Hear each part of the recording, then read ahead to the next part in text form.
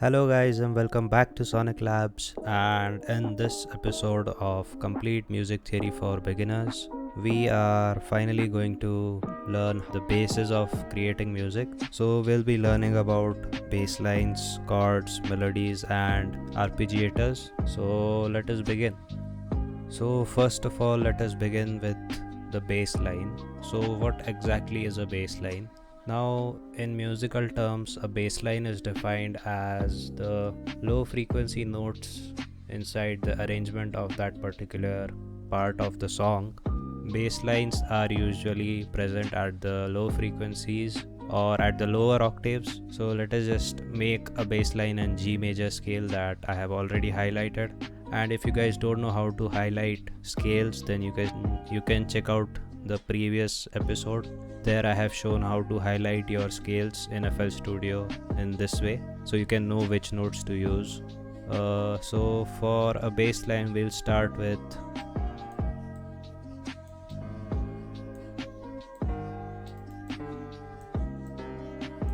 okay. So this can be a simple bass line.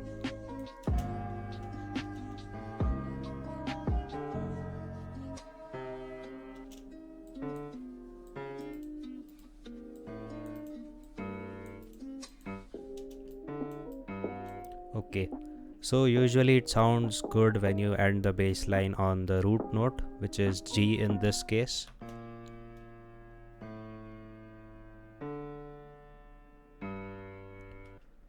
So bass lines cannot consist of multiple notes playing at same time. Your bass line needs to have single notes which are playing at that time, at that particular time, and your bass line basically determines the main vibe of your song, because this is what the low frequencies are going to sound like. These are the frequencies that your low frequency instruments would be hitting. So it is really crucial to have a good bass line in your track. Next, we'll be talking about chords, and for chords you first need to make a bass line because you need to have root notes for your chords. Now chords are defined as multiple notes being played at the same time which sound harmonic together. So for anything to be a chord, you need to have at least two notes in it. So let us just copy this and take it 2 octaves up.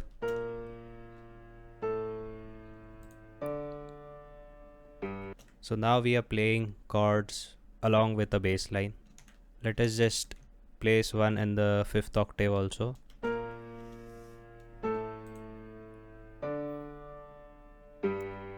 So as we keep on increasing the number of notes, it keeps sounding more fuller. Now chords are of two types, just like the musical scales, major and minor. So basically for a major chord you need to leave 3 notes between your root note and place the third, and then leave 2 notes and place your fifth. So now these 3 notes will make up a sharp major chord, and this is how it would sound.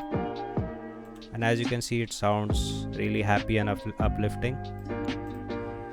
And now for a chord to be minor, you need to do the opposite, which is you need to leave 2 notes first and then leave 3 notes.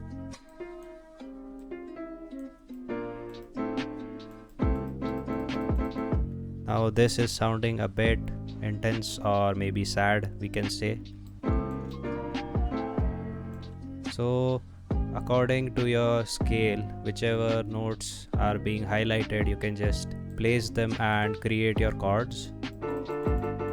So we have a major, minor, major, and again a minor. So this is how it sounds now.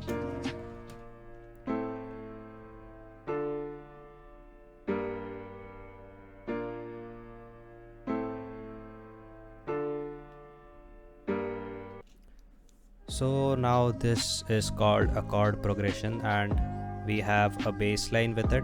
Now it's not always necessary that your root notes of your chords are necessarily going to be the bass line's notes. Like this chord's root note is A sharp, and so is the bass note, which is A sharp, and same goes for the entire progression. You can use different chords on different bass lines. So we'll just take this D and we'll try shifting it in place of this one. And now let's just see what happens.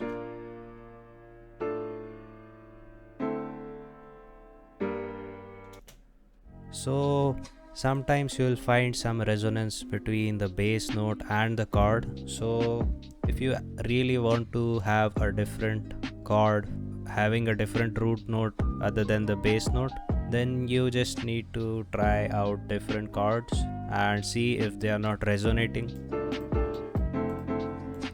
Now these two sound okay to me, but if you start adding instruments in this, there might be some resonant frequencies between the A and the D. So you need to make sure that there is no resonance between both the chord and the bass. So let us just put it back. So now we'll be talking about what a melody is exactly. Now, a melody can be defined as a sequence of single notes being played together, which sounds musically pleasant to our ears. So we can just, the only difference between chords and a melody is that chords can have multiple notes being played at the same time and a melody cannot. So let us just make a melody for this chord progression.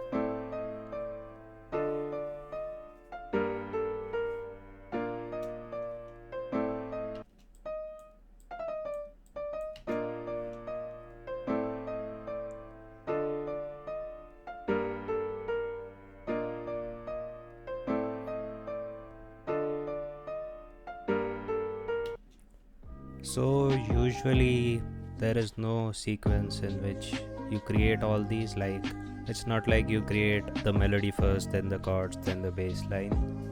To begin something, you can start from anywhere you want. You can just start with a chord, or you can start with a melody or a bass line. Next we have arpeggiators, and you can also call them arpeggios to be simpler. So basically arpeggiators are very much similar to chords. The only difference is chords are being played all together at the same time, like all the notes are being played at the same time. In case of arpeggiator, we use the same notes from the chords to create an arp, and we play them in a rhythmic manner. So suppose I want to make an arp for this chord, A sharp major. So I use these notes A sharp, D and F. So let us make an arp.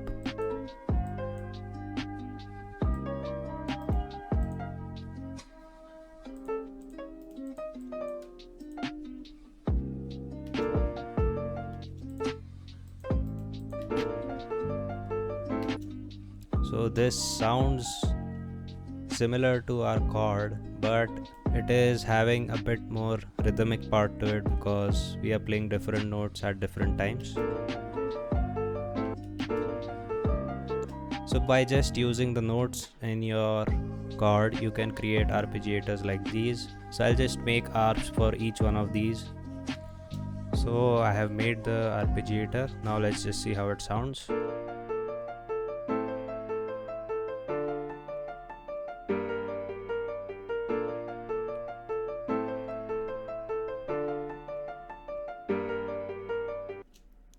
So having an arp on top of your chords can just really make them more clear to understand, because many times when you play chords with different types of instruments, you might not be able to express the tone of that chord easily because you have multiple notes playing at the same time, and there might be some frequency clashing, masking, or some resonance. So arpeggiators can really help you out in such times to define the real tone and the real feeling of the chord. So you can use arpeggiators whenever and wherever you want. You can just use them at different octaves and change the entire mood.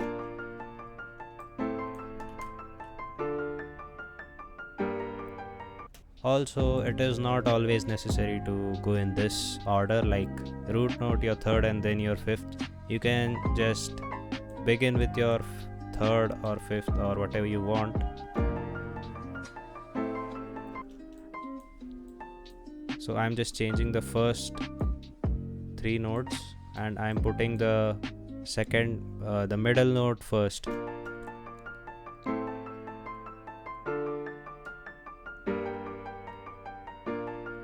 So see how much difference it can make. And many times you can just use arpeggiators to create melodies to get some ideas, like your arps will always match your chords and you want the same with your melodies, so you can use your arps to create melodies from them. So that's another benefit of making arpeggios. So you might not use them, but you can make melodies out of them. So that's it for this video, guys. I hope you liked it and you learned something new. And if you liked the video, please like it and consider subscribing to this channel for more such content in future. And I'll see you in the next.